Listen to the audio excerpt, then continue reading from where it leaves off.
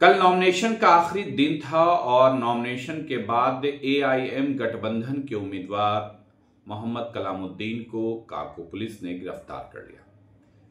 काको police का कहना है कि इनके ऊपर वारंट था। आपने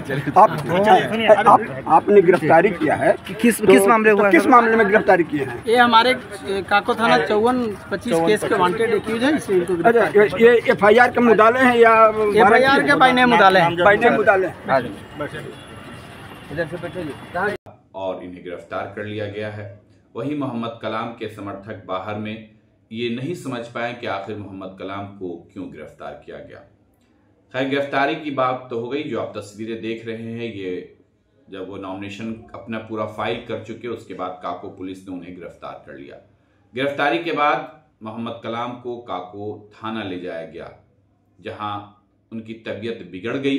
तबीयत बिगड़ने के बाद से मोहम्मद कलाम को जहानाबाद सदर अस्पताल लाया गया। जहानाबाद सदर अस्पताल में डॉक्टरों ने उन्हें पटना पीएमसीएच रेफर कर दिया गया। उनकी तबीयत देख सकते हैं, वो बेहोश हालत में हैं और उनकी ऐसी तबीयत क्यों ही, ये तो खैर अब जांच का विषय है। डॉक्टर बताएंगे कि क्या प्रॉब्लम है। लेकिन एआईएम के जो उम्मीदवार हैं मोहम्मद कलाम, उनका नॉमिनेशन के बाद से उन्हें पुलिस ने गिरफ्तार किया। पुलिस की गिरफ्तारी के बाद वो काको थाना गए। काको थाना में उनकी तबीयत बिगड़ गई और तबीयत बिगड़ने के बाद वो बेहोश हो गए। उसके बाद उन्हें जहानाबाद सदर अस्पताल लाया गया। जहानाबाद सदर अस्पताल लाने के बाद से यहाँ डॉक्टरों ने उन्हें पटना पीएमसीएच रेफर कर दिया।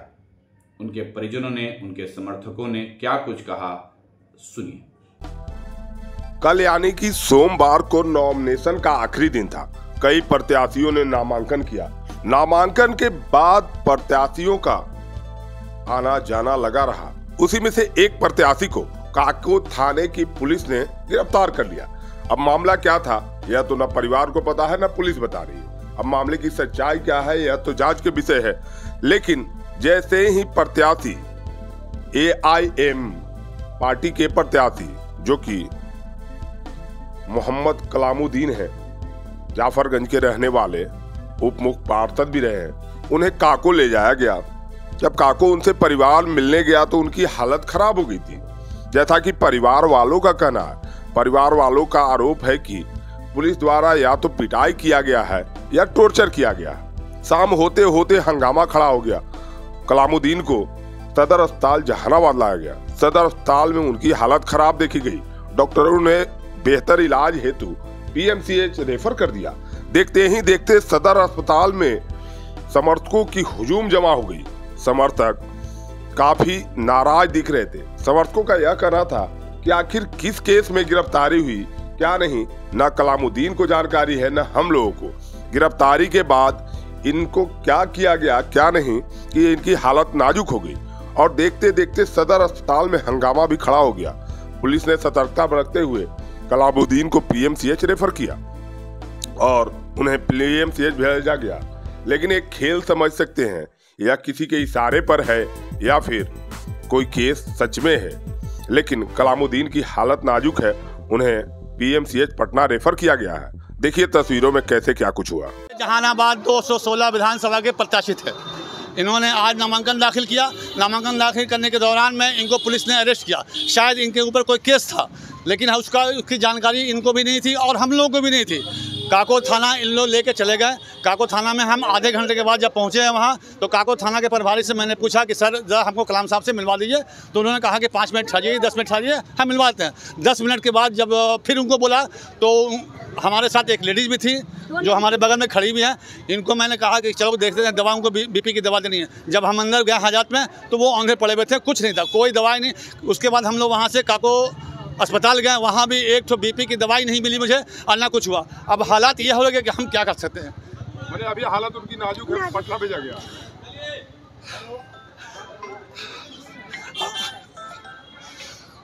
हम काको थाना में पहुँचे। जब हम काको थाना में पहुँचे तो हम उनसे बोले कि सर हमको उनसे मिलना है, मैं बीपी की दवा लेके आई हूँ। तो उन्होंने बोले चलिए। जब हम वहाँ पे गए हैं तो हाजत में ऐसे ही पड़े हुए थे और ऐसे छटपटा रहे थे। जब हम बोले कि भैया क्या हुआ आपको, कुछ नहीं बोल रहे थे। उसके बाद हम आवाज़ दिए चिल्लाए, तब वहाँ से पुलिस प्रशासन आई। उसके बाद यहाँ हॉस्पिटल में ले गए, वहाँ भी गए तो कोई इनको दवा हुआ कुछ नहीं मिला, डायरेक्ट रेफर कर दिया गया। एम्बुलेंस भी हम लोग को समय पर नहीं मिल पाया। फिर जब पटना रेफर, हाँ अभी तुरंत यहाँ जहानाबाद से पटना इनको रेफर किया गया। हालत कहा नहीं जा सकता है। क्या लगता है आप लोग को, मैंने मारपीट किया गया है? आशंका सर वही है। क्या नाम हुआ? मेरा नाम तबस्सुम हुआ। आज यहाँ पर नामांकन करने आए और ये गिरफ्तारी हुई, तो क्या लगता है सोची समझी साजिश है किसी का? देखिए हम लोग को तो मालूम नहीं था कुछ भी, और इनका सब पेपर ओके हो गया और हम लोग को कुछ भी नहीं मालूम था।